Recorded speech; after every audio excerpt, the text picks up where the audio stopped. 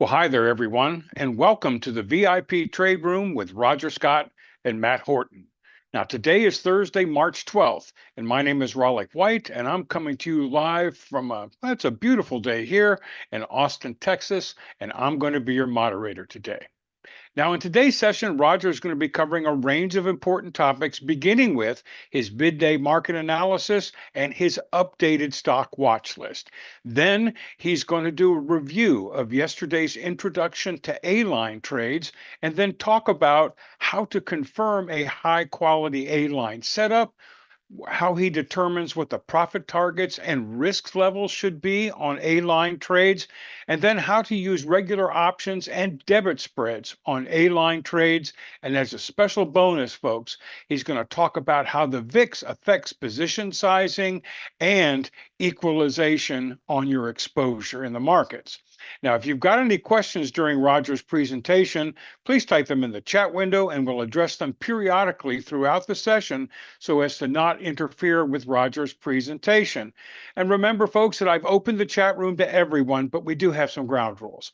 Always be kind and supportive in your posts. Please, folks, keep your comments on topic. No political discussions allowed, whatsoever. And those side conversations between one or two of you talking about the weather, vacations, don't do that. This is not a chat room here. We are here to basically learn and to listen and learn from the information that Roger's going to be sharing, because after all, he's here to give us an edge in the markets and to help us all become much more consistent and confident in our trading activities. Now, if you were with us this morning at 8 o'clock for Roger's pre-market briefing, you'll note that there were several catalysts that were on board that we needed to be aware of. First of all, in the airline sector, we noted that United Airlines and American Airlines were both down 1% coming into the open. On the retail front, we noted that Dollar General was going to be releasing their earnings before market opened. On the energy front, with crude up 7%, we did see that Oxy and Apache were both up 1%, as well as some other energy related stocks. On the basic materials front, we saw that MOS was up 5% and CF was up 4%. Once again, energy related impact there. On the international front, the Euro stocks was up a modest 0.5%. The Shanghai was up, actually the Euro stocks was down a half a point. The Shanghai was down a tenth of a point, and the Nikkei was down 1%. So we basically didn't have much in the way of headwinds coming into the US Open. As far as the Fed was concerned, we had unemployment data scheduled to come out. We had delayed building permits and trade balance data coming out. This would have been information for January. We're in March, folks, and these reports were coming out reflecting January, so still impacted by the government shutdown. We also have a 30-year bond auction scheduled for this afternoon, and we have one FOMC speaker on tap. Now, for those of you wondering what's the importance of these catalysts, well, from Roger's perspective, anytime there's information that's either known or is going to become known during today's trading session, but it's not yet priced into the market, that represents a volatility flashpoint. So from that standpoint, you need to be aware of these catalysts because it could have an impact on a position that you might want to take with a particular stock, etc. You just need to be aware, big picture, what's going on. As far as Roger's pre-market stock watch list is concerned, only 11 tickers today, okay? And Roger was honest. He says, hey guys, I'm having a hard time finding quality shorts and longs in the current market condition to focus on. But nonetheless, there were 11 tickers that he basically had highlighted. 5 shorts and 6 longs. Now, I put a little bit of an asterisk next to Oxy because Roger did warn. He said, look, guys, be careful about these energy stocks because they can be very news driven. In other words, we could have a wonderful technical setup, but some news comes out and all of a sudden that moves against you. So just be careful when looking at these energy related stocks. I also need to go ahead and point out to you that these are actual, these are actual tickers that Roger is looking at. And in the morning, when he wakes up and he looks at what's there, he says, hey, what's moving into position. The key is this is a watch list. These are not automatic short or buy signals. They are a watch list. He's got his eyes on them. And if any of these tickers basically meets his, criteria, more than likely he'll take that trade and he'll post that trade in his trading pit or in another one of his premium alert services. So as far as his opening thoughts were concerned, we noted when we came into the pre-market briefing this morning that all the futures indices were moving lower coming into the open. We noticed that the put call ratio was also remained unbalanced, strongly in favor of puts. And typically when that happens, Roger expects there to be somewhat of a reversal, and he expects to see more calls coming into the market. As far as the VIX is concerned, the VIX was lower and sitting right there at the 24 level, way above that 20 level where Roger hopes to see the VIX fall, meaning that there's a little bit more normalization in the market. So the fear level is still high. As far as sector rotation is concerned, things were favoring spec stocks, and all those speculative stocks were there at the top positions on the sector with the defensive stocks moving forward. On the other hand, though, he noted that the SPY, the QQQ, the SMH chips, and MAGs were all sideways, significantly down in their range. He noted that from a momentum standpoint, companies that were below the 20 and 90-day moving average were significantly outpacing the highs. So there are some red flags here. If the key indices fall below key support levels, we could be in some trouble as it relates to the market moving higher. And he walked through each one of those indices and the level that they were at. So they're all sitting there at key levels of support. He's hoping that support is going to hold and that the markets will close today. Remember, that's the close. By the close of the day, he's hoping that the indices will remain above those key areas of support. But bottom line, he's saying, folks, don't overreact. Don't panic. Definitely don't be hasty. Don't rush into things. Be careful. Just be knowledgeable about what you're doing.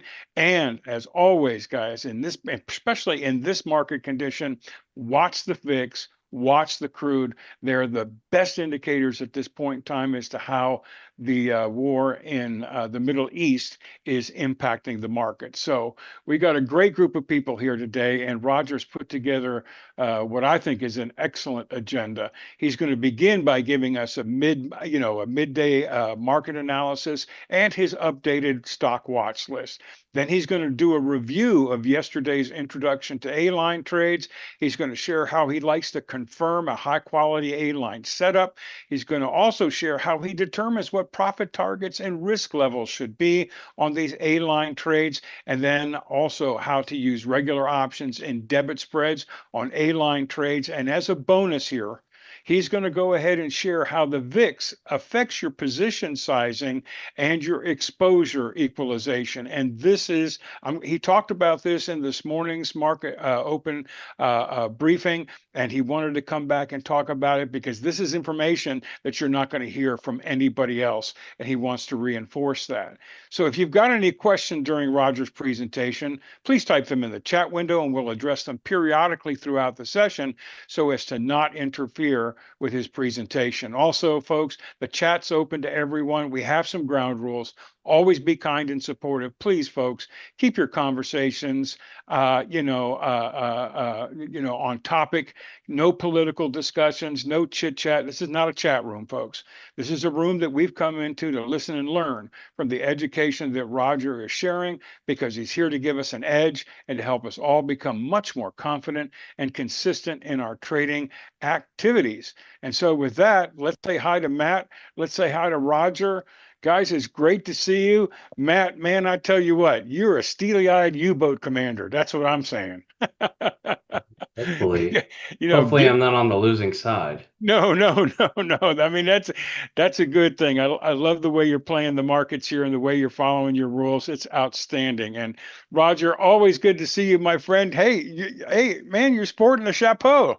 Yeah, I had to, this morning I had to go. I've been postponing my blood work for the last 3.5 months, my annual blood work. So my wife said to me, "You're not postponing it anymore. This is it. I'm not going to talk to you, and I'm going to turn Clyde against you if you don't go get your blood done Oh because I'm so no. busy in the morning doing this, right?" So Yes. I promised her, I said, I'll go ahead and wake up early today, and instead of taking a shower, I'll just go with you, and I'll just take a shower later. So I'm just, just doing my You're looking good. You thanks. I don't wear my hat often. I wear it on Saturdays when we walk. That's the only time I wear it. But I figured, it's one of those days. I hope it doesn't offend anybody, No, or no, anything like Roger, that. you look, you know that we're here for the knowledge that you're going to share with us. We're not, Yeah, and my that's my the key thing. And this morning, once again, I just thought you were so on point when you basically talked about the markets and you shared specifically the red flags. And what you meant by that was key areas that you were keeping an eye on with the indexes where you were expecting or hoping that the markets would not fall through those levels of support. So here we are midday. Any surprises in what you're seeing, Roger? Are things um panning out about the way you had hoped? no major nothing really, no major surprises, just a little no, actually, no. To be honest with you, it's moving along pretty much as I expected. I really wasn't expecting any miracles today, and I wasn't trying to be a hero, and I didn't think we were going to get a hero. I'm a little disappointed that we're seeing so much chop, but under the circumstances, it's normal. What I don't want to see is see what gets the market really distorted, and I really do mean this. What gets the market really, really going is can you guys hear me okay? Just want to make sure you guys Yeah. can you hear me okay? Same Hmm. volume as always. Okay, good. Um, what I don't want to see is I don't want to see the market um, be distorted by someone saying something, and that's what messes the market up. That's what really, if our president comes and says, and again, this is not political, and no one said anything. I'm saying Right. if our president says, hey, we're about done with this war, and the market goes up, and then we find out we're bombing, and then I look at 60 minutes, and what's that guy's name? Pete, how do you pronounce his last? Hegseth. Hegseth? Hates, yeah, that guy. I can't pronounce his last name. It, I listened to him on 60 Minutes. I always watch 60 Minutes, and I was watching it last night. And I'm like, my wife and I are looking at each other. We're like, does he sound to you like this war's coming to an end? He's like, we're just getting started. He's literally said, we're just getting started. And he was pretty clear, but I didn't get any warm and fuzzy feelings that this war is done from listening to him. So I think the most important thing is we need clarity right now, because the market doesn't know what to do in emergencies. People are very vulnerable, and we need clarity. And I was very happy when our president said initially, we're going to be in it for the long haul. Because you see, when the president says that, the market prices that in, and then anything beyond that is gravy. So when he said, or later in the week, I'm not going to quote him because I don't remember what he said, but when he said, for all intents purposes, what was the words he used? We're almost done. We're practically done. I don't remember the exact word, but it was Right. something to the effect that, like, hey, we're pretty much like, this is the end. The market started moving up on that, and then we find out we're not anywhere near the end. And then they to insult our intelligence and insult us. The guy who they hired to replace the old guy is the son of the old guy, which is basically an fu to all of us, saying, hey, if you think we're going to be changing anytime soon, we're not. I think I've summarized everything right.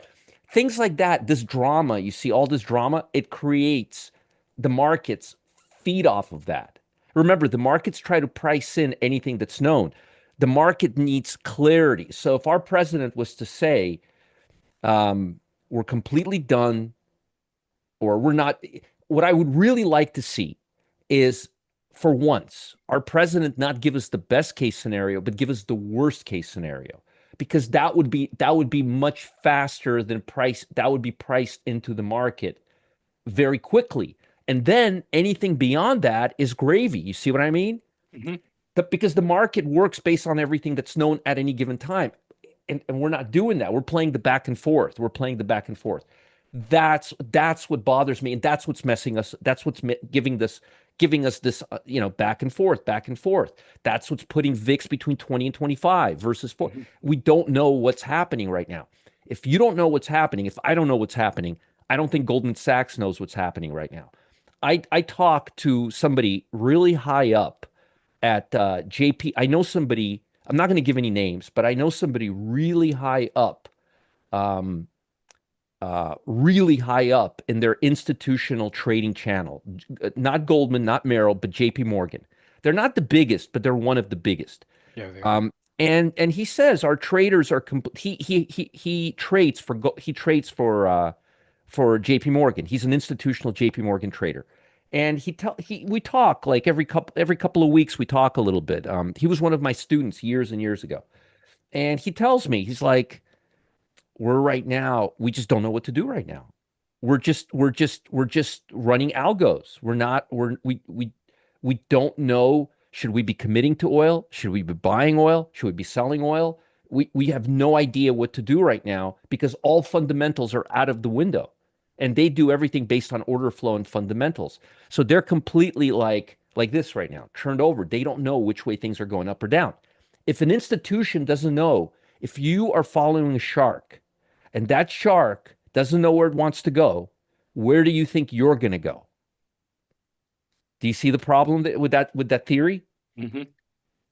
It's like a blind man following the blind man, we're all, it's like doing this, like follow the dummy, you're not going to get anywhere. So we have this situation right now where we honestly, the institutions, and I'm assuming if Goldman, if I keep saying Goldman, if JP Morgan feels this way, I would imagine that most the other institutions feel the same way because they're usually right on the same page.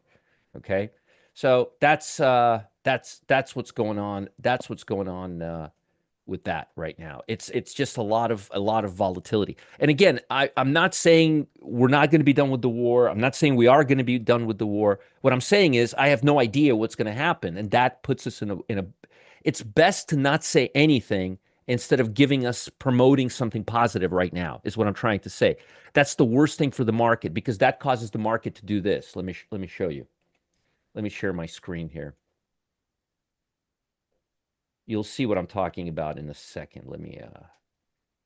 Where's this thing here? Why can I not share my screen? Oh, here it is.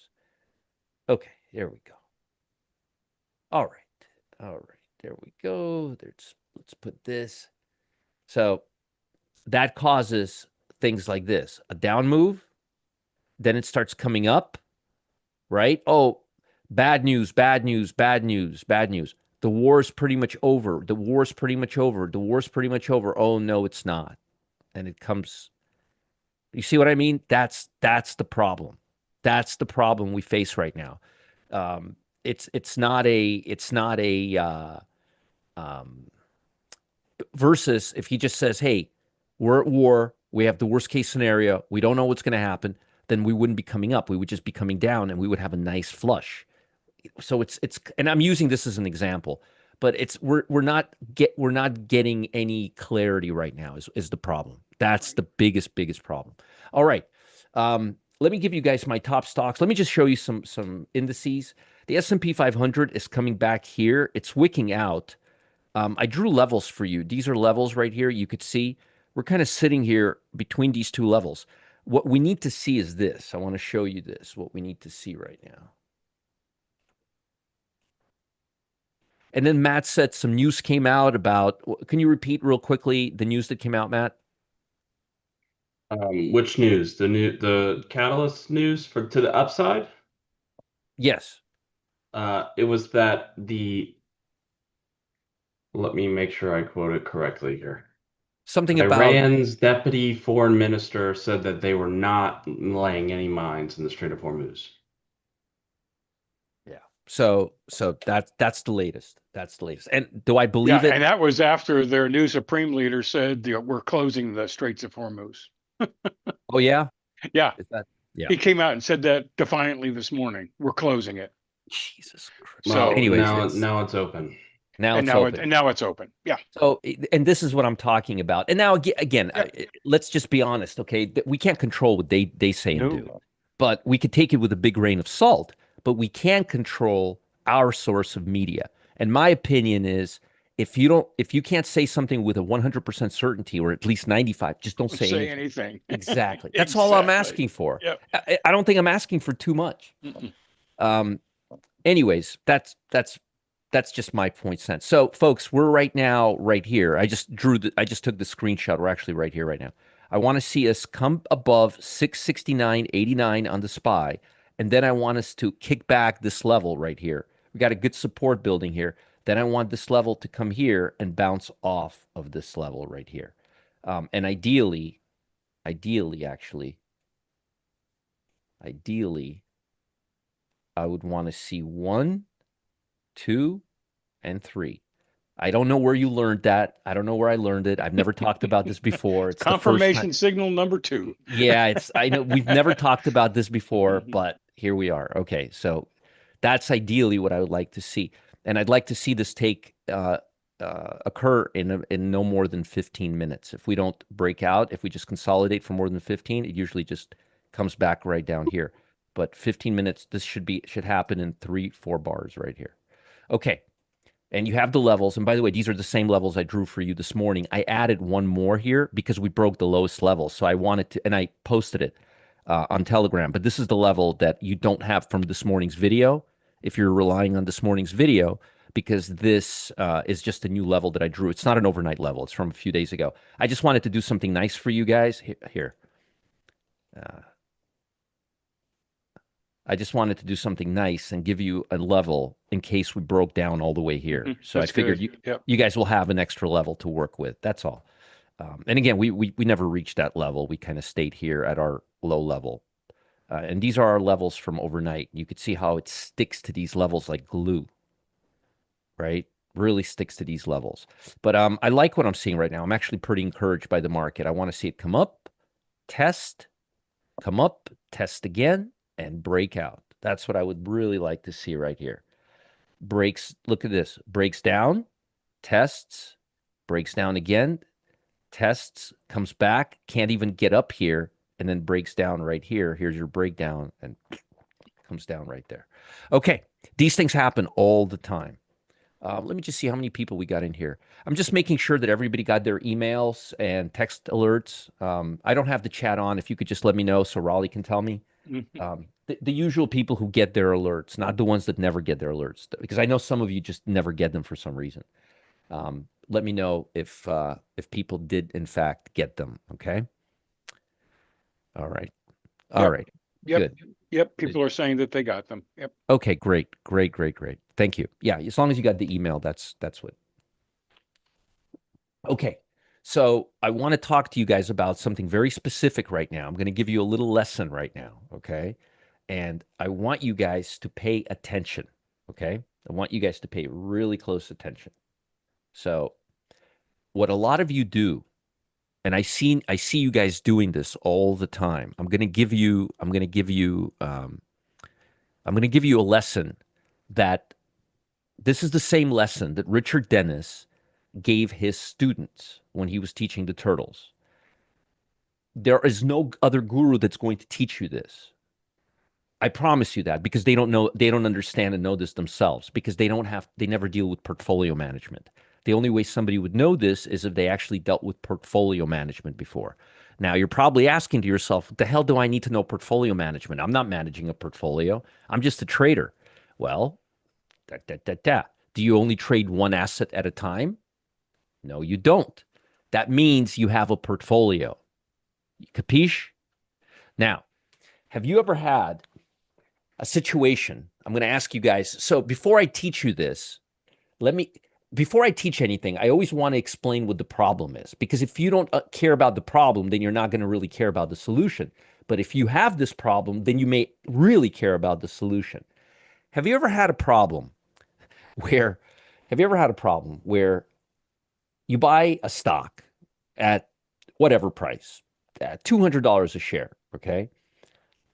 And you put a stop loss, or a mental stop loss, a physical stop loss. I don't care what kind of stop loss, but you have an exit zone, and you buy 100 shares, and you take a loss on the stock, and you're like, I didn't realize I would lose this much money on this stock. And then you buy another $200 stock or $150 stock, and you only make $300. And when you look at your gains and losers, they look completely lopsided. They look completely lopsided. In other words, there's no rhythm to your gains and there's no rhythm to your losers. Your losers are all weird sizes and your winners are all odd sizes. Now, if this doesn't happen to you, you're lying. I'm just going to be as straight as possible with you. Everybody here should be like, yes, this happens to me every single time I place a trade. Okay? Unless you guys are not trading, like Vivian says, this is exactly my problem, right? Is anybody else, everybody except Vivian, nobody else has this problem? You guys are all having trading. This is my problem. I'm not talking about day trade. It doesn't matter what you're trading. The problem will persist. I don't care what you're doing. I just want to know is, yes, all of us. Okay, that's what I thought. Okay. I figured that was the case. Because if it wasn't the case, there would be nothing for me to talk about. All right. So let's talk about how to solve this problem. Okay? This is right. It's not about the losers. It's about having lopsided results. Okay, I'm going to close the chat. All right. And let me explain to you why you're seeing these problems. You're seeing these problems because you're basing how many shares or how many contracts you trade on what they cost. See, your biggest problem is you're basing how much you risk on how much something costs. In other words, I'm going to put $500 into this trade. I'm going to put $300 into this trade. I'm going to put $1,000 into this trade. I'm going to put $2,000. So for example, option costs $500. You want to put $1,000 in the trade. You buy two options, right? That's how most people do it. But that's not the right way to do it. Okay, that's not the right way to do it.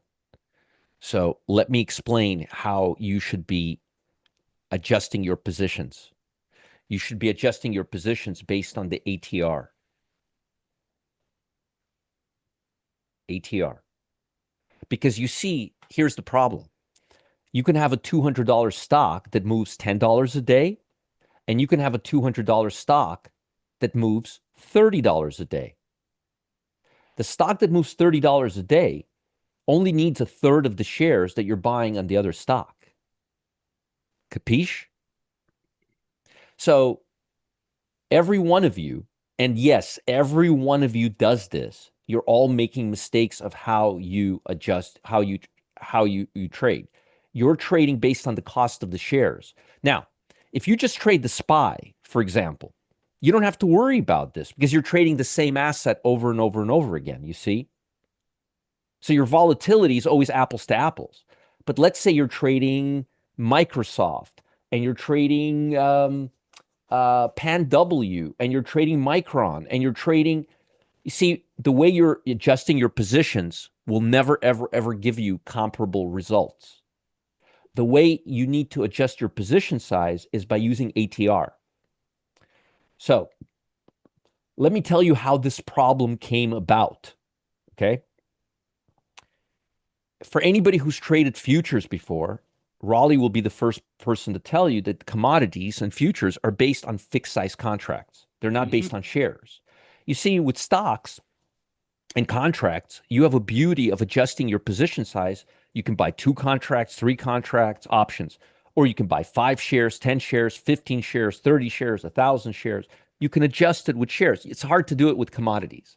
So when Richard Dennis started the Turtle program, the principle of the Turtle program is not to time the market. A lot of people think that their program was to time the market. And a lot of people think they were using technicals. They were, but not for the same reason you guys think or believe they were using it for. Let me explain to you what the principle behind the program was, and you'll understand how all of this comes full circle to you. I'm also giving you really good value right now. So you'll have to send me an email. Let me know if this session was on the money or not. So the principle of Richard Dennis's turtles was not trying to time the market, regardless of what anybody tells you. The principle was something is going to happen over the next 12 months in this world. War, drought, famine. We don't know. We don't know, and we don't pretend to know. So what we're going to do is we're going to take 25 to 30 commodities. We're going to equalize them in terms of their exposure because we don't know which one is going to hit. And then we're going to trade every breakout we have. And because it's our money and we're not reporting to anybody and we're not running a fund, we're just doing it ourselves. I don't care if your drawdown is 90%. I'll just give you more money. That was the turtle experiment. Most of you don't know that. They made it sound like it was some technical, and it wasn't. It wasn't. That's why 90% of all the stuff you read out there is just a bunch of baloney, bullshit. So the turtles, because they came from a position of not knowing they don't know what's going to hit. They don't know if a war is going to happen, if there's going to be drought with soybeans. They have no idea, right? Rice, they don't know. Their job is to take every trade and make sure they allocate the same exposure to every trade. So the way I learned this methodology is based on the way they were equalizing their contracts. Because let me explain. A bond contract is $100,000. An S&P contract at that time was $500,000. There wasn't even a 250,000 contract. It was $500,000. So how do you equalize them? You use volatility. You use ATR. Okay. So let me show you something. Let me take a piece of paper and a pen. And if you think your favorite guru is going to teach you this, they do not understand what I am talking about. They are completely clueless. I mean, like, nobody understands this because they never managed money professionally before. I dare you to ask anybody, explain to me how to equalize positions and see what they say. Okay. Position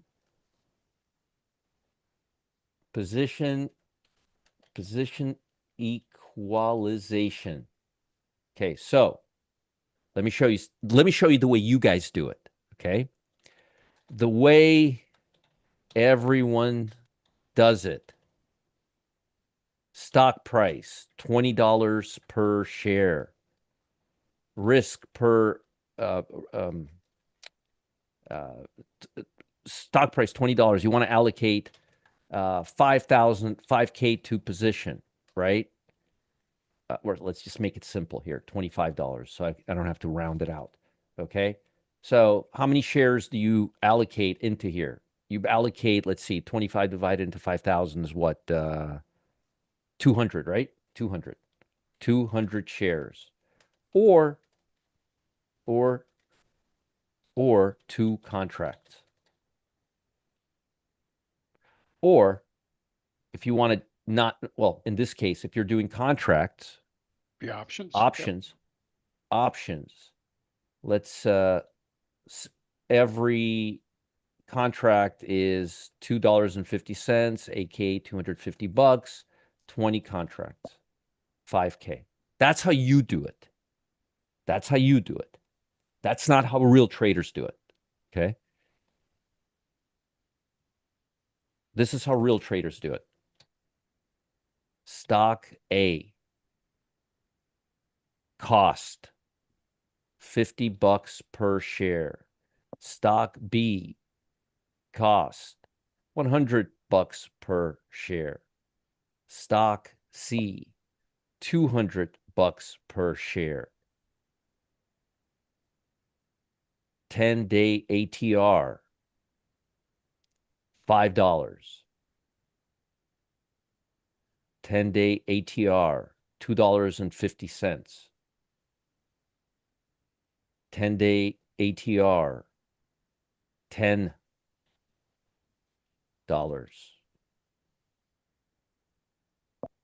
This right here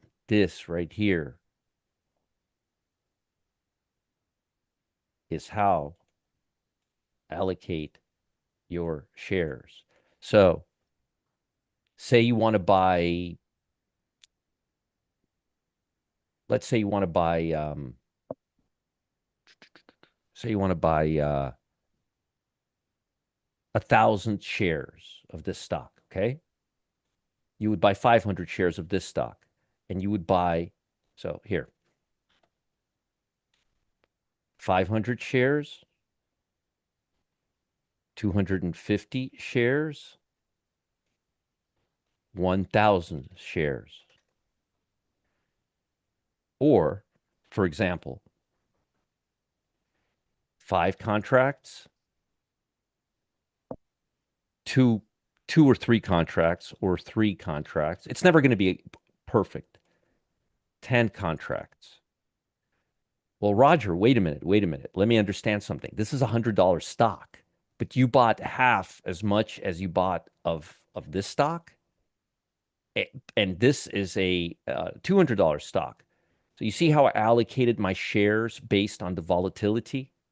The ratio of volatility told me how much more or less I'm buying, not the price of the stock. The price of the stock is useless to me. I don't care how much this stock costs. I don't care what it costs. I care about what the volatility is. So you equalize all your stocks to your biggest position, your biggest ATR position. You use it as a ratio, you understand? So if your ATR is here, you want to equalize everything to your biggest position. If we were doing commodities, we would be equalizing everything to the SPY, the S&P 500. So if I was trading bonds versus the SPY, I would probably need 3-4 times as many contracts. So how much the stock costs doesn't mean anything to your trading. How much ratio to all your other positions? Ratio to all your other positions. Volatility. This is what you need to take into account. And let me explain to you why. I could show you a $50 stock that moves $7 a day, and I could show you a $300 stock that moves $1 a day. You understand? Raleigh, do people understand where I'm going with this? Oh, yeah. Absolutely. Volatility determines your position size, not how much they cost. Shares, price of the shares means nothing. Do you understand? But Roger, if I have a $200 stock and a $50 stock, I'll buy 4 times as much of the $50 stock as the 200 stock. Wrong. ATR, baby. This determines how many shares you buy. Now, what does that have to do with what I was talking about this morning? This morning, I explained to you that volatility is bigger now with this war. We have ATR is bigger across the board. We have more volatility. So you need to readjust your positions every time, because what if one stock starts out with a 5 ATR, another stock starts out with a 10 ATR, and now the stock that had a 10 ATR has a 5 ATR, and the stock that has a 5 ATR has a 3 ATR. You don't need as many positions. You guys understand? So do you want me to tell you the truth about what institutional traders do all day long? See, you guys think they're trying to figure out where the market's going to go. They're not. They're adjusting their position size. All they're doing is adjusting their position size all day long. They're doing a lot of trading, and all they're doing is trying to equalize their positions. They have a formula that says 20 assets. These are the volatility for each ones. Imagine they have 100,000, 200,000 shares. And all of a sudden, Microsoft is now trading $15 a day instead of $10 a day. They have to cut their exposure a quarter of their shares they have to cut. But Roger, what about making money, losing money? No, they don't care about that. They care about their risk, exposure. Do you understand? And there's some good questions that are coming up here, Roger. Maybe as you're concluding here, you can address these. A lot of people are wondering, so how do I do this calculation? And is this something that I need to adjustment I do in the moment? In other words, when I'm considering making the trade, is that when I make the adjustment? You do it when you put on a trade, and when you're holding trades every couple of days, you adjust. Okay. Ideally every 3-4 days. Now, look, let me be honest with you. Most of you guys trade very small size, so it's not going to be major adjustments. But some of you are actually trading, bigger size. Then it becomes an issue. Okay. The key is to take all of your ATRs and put them for every stock that you have, not options. Options is a conclusion. Once you figure out how many shares, then you can figure out how many contracts. But you need to stop doing things based on dollar value and start allocating things based on volatility. Okay? Very, very, very, very simple. Volatility. ATR. Just pretend the ATR is the price of the stock. That's all you got to do. So if one is 5, one is 10, one is 3, just allocate it. You always have to allocate to your biggest one. Your biggest one is your anchor. So the stock with the highest volatility becomes the baseline for all your other volatility. Mm-hmm. So let's say you have 3 stocks. One has a volatility of 6, one has a volatility of 2, and one volatility of 1. 10-day ATR, okay? Well, 6 gets 1, 3 gets 2, and 1 gets 6. Capiche? Yeah, and that's based on the 10-day ATR. Is that what you're saying, Roger? Yeah. I don't want you to know the formula. I want you to understand what I'm doing. And forget about formulas. Understand what I'm doing. Understand what I'm doing. Do it in your head. Don't use a formula. I want you to understand this, okay? All right. I So want you to internalize this. Yeah. yeah, so Roger, once again, you put those notes in that document. Can you share that document or put the document up again? Yeah, let 'Cause- me pull it up here. Now, by the way, just FYI, about 8 years ago, somebody who's wearing a hat right now wrote a boot camp for the VIP room called the 24 module boot camp, not the full time trading, but the VIP room one. And guess what I teach you in there? Guess what's with the formulas and everything. And you know what it costs? I don't think it costs anything. It's a 24 module. It's in the VIP room. And I explained this in great detail. And it's only been there for 8 years. Okay. How important is this? It's about as important as anything else you'll learn, because you will not be able to equalize your positions the right way if you don't use this. And don't come running to me and say, Roger, I never heard you talk about it. Ken Reitz has heard me talk about this 8 years ago. Okay. I don't know if Ken's here right now, but so you guys understand? Don't pretend the ATR is the price of the stock when you're comparing position sizes. It's in the VIP room. I think it's a big aha moment for a number of people here, because I'll go back to your example where if you had one stock trading at 100 and the other one trading at 25, and you're going, okay, I'm going to equalize. I'm going to trade 4 of these for every one that I do here. That's typically how we think about it, and that's wrong. It's just wrong, because you need to look at the ATR. That's the aha moment. And the ATR is not difficult, folks. It's calculated. It's right on your charts. You It's just right add here. Here, let me pull it up. It's right here. I mean, I have it here, right here, ATR, average true range. I have it right here. Where's my scanner? Hold on a second. I have it right here on my scanner, right here. I have it everywhere. So look, pretend this is the price of the stock, not whatever. I don't even have the price of the stock. Do you know that? I don't even have the price of the stock. But my point is, I always have my ATR. So you see right here, you would buy twice as much of this stock as you would of this stock. You see that? You would buy, if you were buying this stock versus this way, you'd buy almost 4 times as much of this stock than you would of this stock. Okay.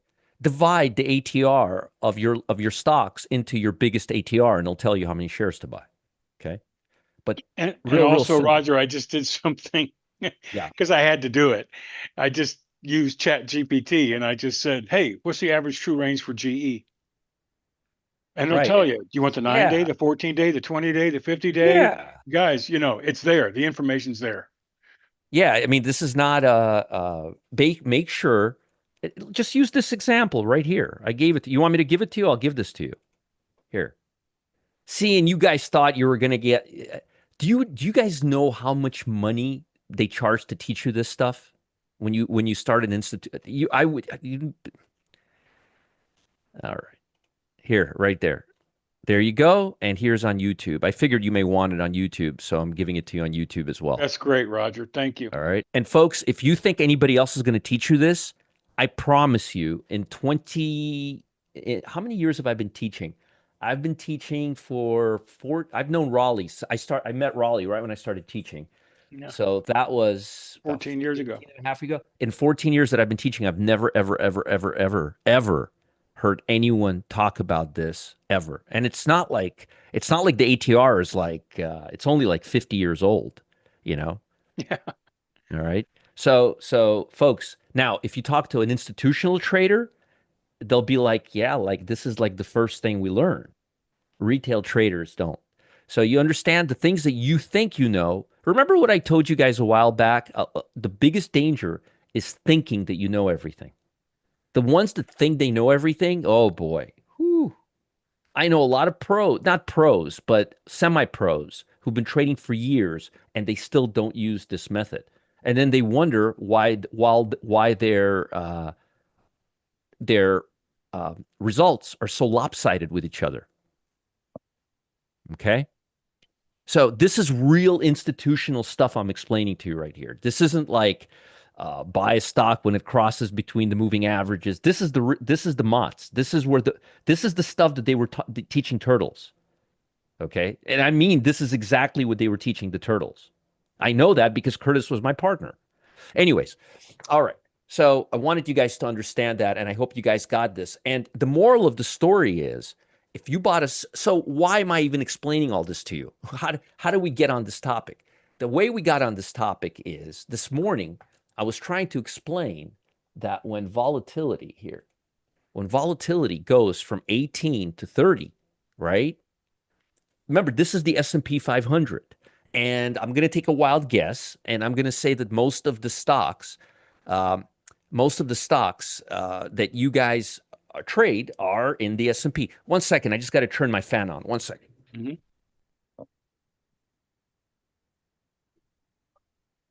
I'm back. Sorry about that. That didn't take too long.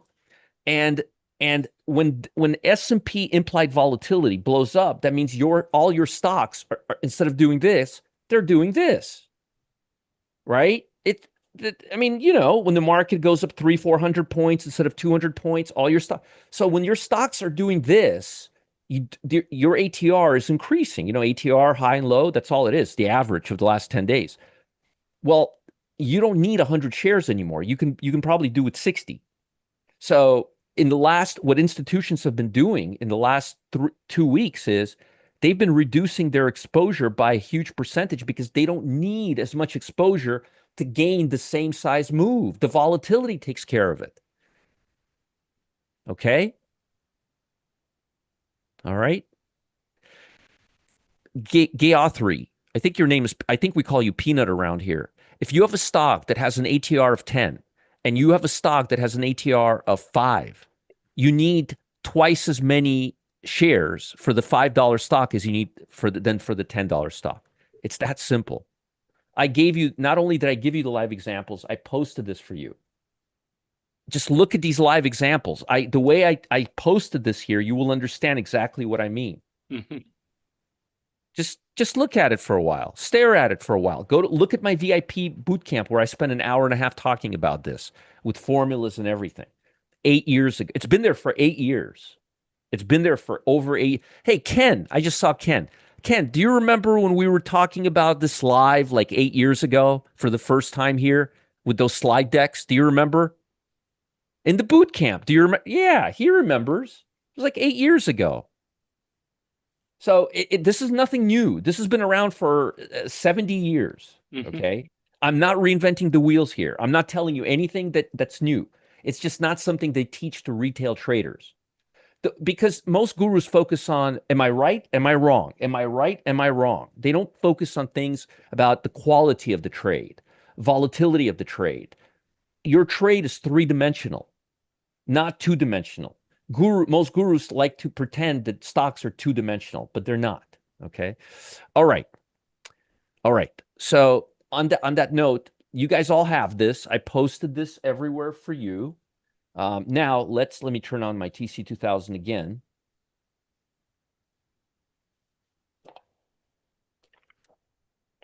All right. Now that we opened up the TC2000 again, I want to. So yesterday we were talking about A lines, okay? And you know what? Let me see if I could find a few good ones here. I want to show you guys a little trick. So yesterday we talked about the quality of the trend, right? We talked about the quality of the trend. I showed you Visa. I think it was Visa. And I showed you Team. And I showed you the difference between the quality of the move, how Visa is all over. I mean, it's not that bad, but see how these candles, they're on top of each other. They're very wicky. A lot of back and forth. And the problem is if I buy, well, in this case, it would be selling. If I buy a put here, or if I short here, see how it goes against me for 4 days and then it comes off. And if I sell here, I have to eat all of this before it comes. See, you have all of this to deal with. With a stock like this, if I sell here and I'm wrong one day, it makes up for it the next day, the next day, the next day, the next day. See how the chop puts you in a position of uncertainty. This puts you in a position of clarity. See how directional this move is? Okay. So I want to teach with upside examples instead of downside examples because it's easier for you guys to understand. So let me see if I could find a upside example. Hold on. Okay, I found one. It wasn't that hard. So here's an A line on Sienna, a really nice stock that I really like right now. Okay. All right. Okay. So how do you know on an A line?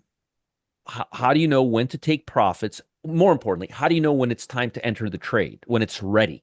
Because is it ready here? Is it ready here? Is it ready here? I mean, where do you enter the trade? Let me show you what you do. Every time you have an A line, you have a previous swing high, right? Well, that previous swing high serves two very, very important factors. The first factor, you take your VWAP, anchored VWAP, and you anchor it to the previous high, okay? Anchored to the previous high. You just take this right here and you anchor it. You could do this also on TradingView. With TradeStation, I keep saying TradeStation. With Thinkorswim, it's a little more difficult. You need to go here, look up the date, and then put it in there like on TC2, like on bar chart. But again, it's not that hard. It'll take you 5 minutes to do it, okay? So you take your VWAP and you put it right here, and the VWAP, look, let's follow the VWAP right here. Let's follow it. Let's follow it. It's right here, right here. This is the VWAP right here. The VWAP tells us that we can buy any time above this price level right here. We're good to go. So we could have already been in the stock for 3 days or third day. As long as we're above this level, we're good to go. Why? Well, remember what I was teaching you the other day about the VWAP? I'm giving you some real red meat today, folks. I hope you guys are really are taking note and focusing today, because I'm going to say I'm pretty excited about this session, and I want to make sure you guys get value out of this. I got my thinking hat on.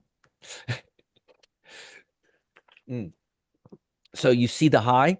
Here's the principle. The principle is everybody as a whole who bought from here, right? If the price is below right here, they're waiting to make their money back. They're waiting. They're holding a bag right here. And all these people are holding a bag.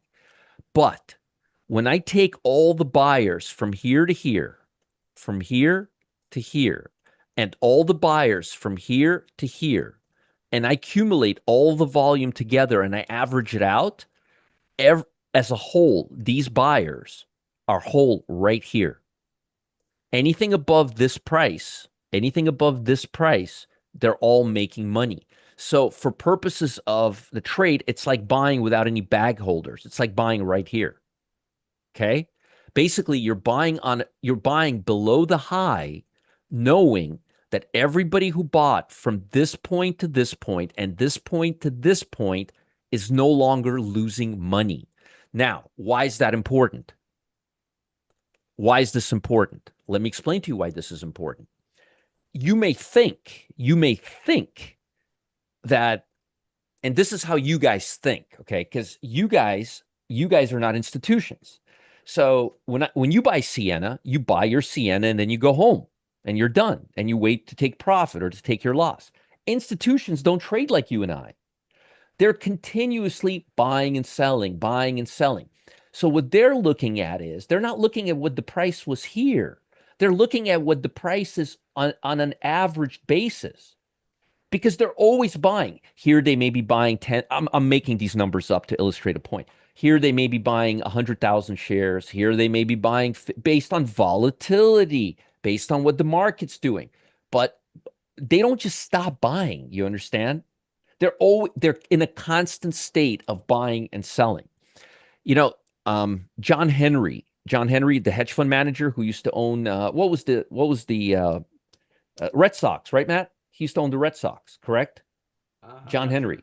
Yeah, John Henry. Look it up. John Henry, the commodity trader. He used to own the Boston Red Sox. And correct me if I'm wrong. I don't want to make an ass out of myself, but I'm pretty sure that was the case.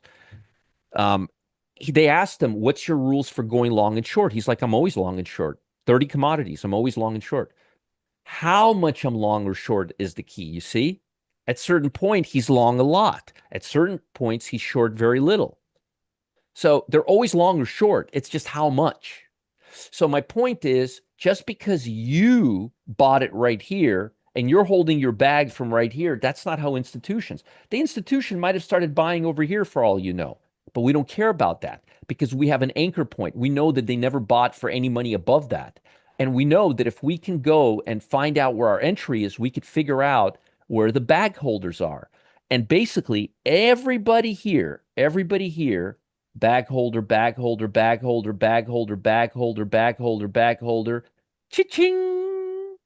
We're in the profit zone.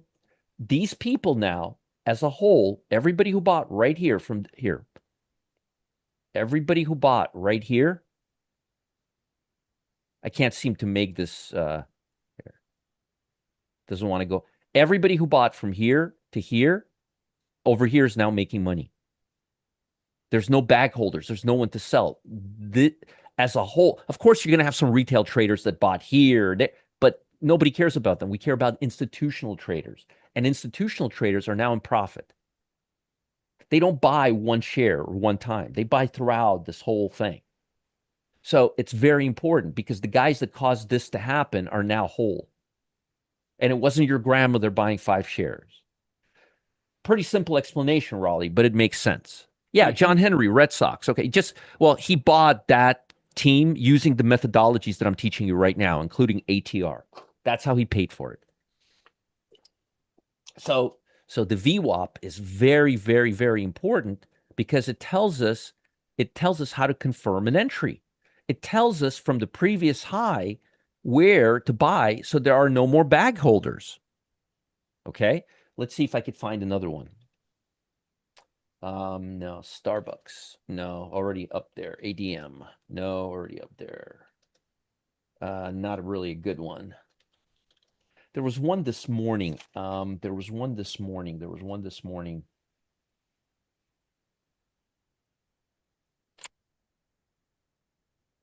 1 second. Let me see if I could find it.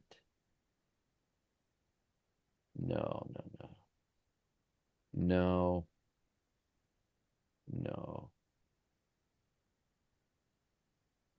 P. Okay, here's one. Here's a swing high, right? Okay, let's take an anchored VWAP. Let's put it up here. Okay, boom. You see right here? So right here, from this point on, They're losing money. They're losing money. As soon as price got above 178.69, these 3 days of sellers as a whole, they're now making money once again. Okay. CF is already it's making new highs. It wouldn't work. So it's very important. But let me show you something on CF. Okay. Let me show you something on CF. Okay. See the swing high? When do we buy? When do we buy? When do we buy? Right here. And what happens after we cross this level on CF Gleichmann 2010 on YouTube? Boom. Broke out. Right above that level. It's like buying at a new high without buying at a new high. Okay? Now, before I conclude this segment, boom, look at it, how it ran up from here. Anchored VWAP. Now, the next question is, where do we take profit? You showed us where to enter. You showed us how to find the trend. Where do we take profit? Above the previous high. At or above the previous high is your profit level.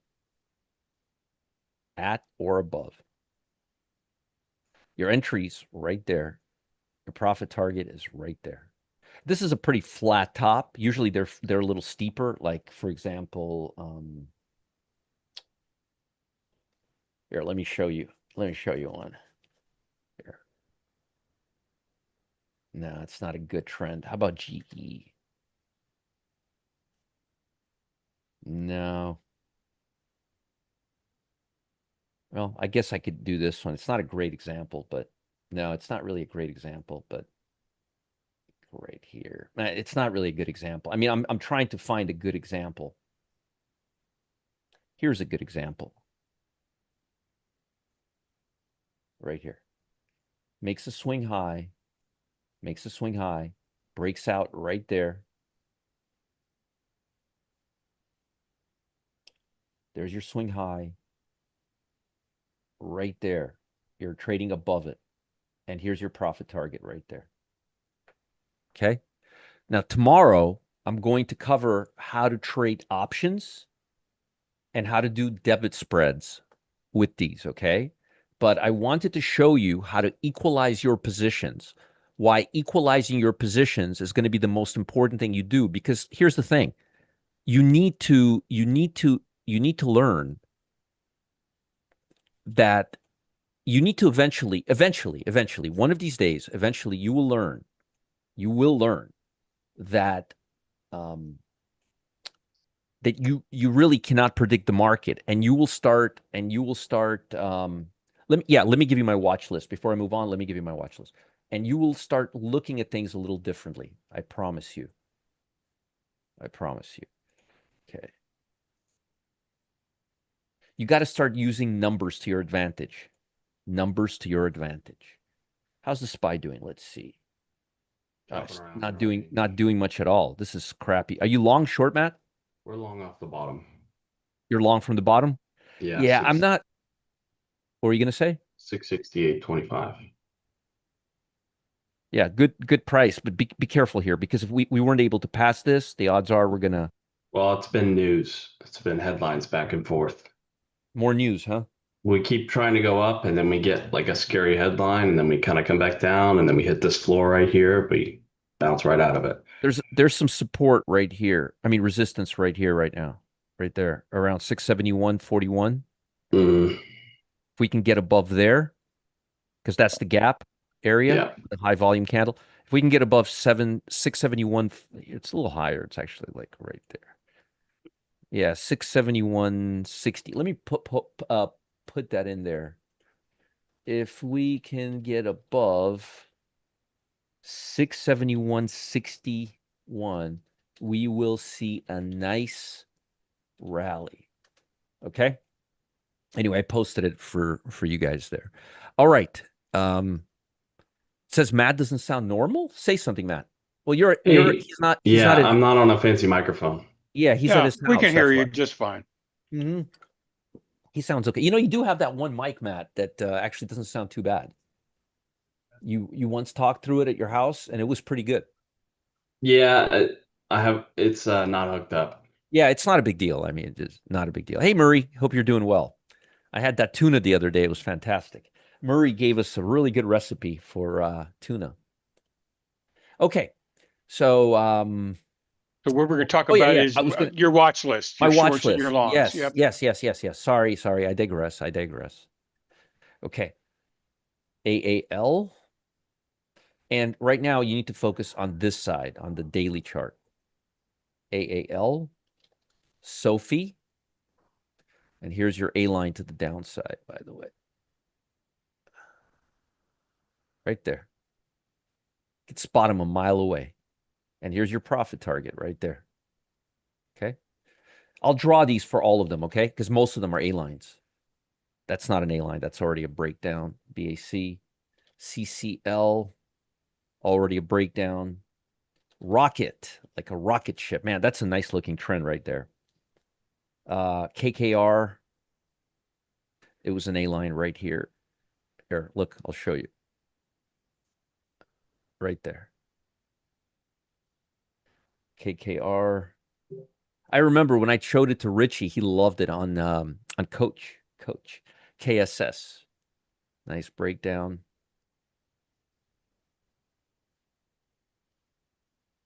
GTLB. Very nice breakdown right there. Holding its lows. That's a nice look right there. I'm gonna make a little note for myself. You know what, Richie? Let me finish this, and I will use VTR as an example. GTLB, yeah, that's APO, another A line right here. You can see it right there, right there. BSX, beautiful, beautiful. I've been talking about this one almost every day that we've been here. Qualcomm, very nice, very nice, very, very nice. Here you can anchor it right here.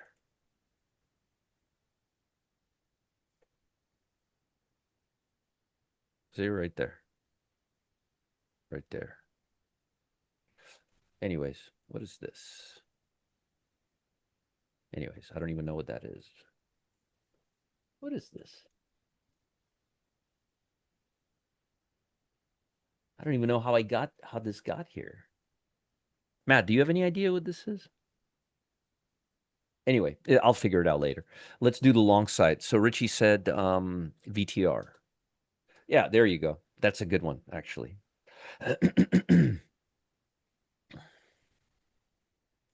Yep, right there.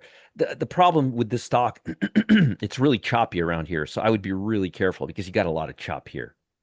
But I think it'll come here. Just I would be very cautious because you got a lot of stuff here to unwind. Then I like Fang. And there's your A line right there, ready to go.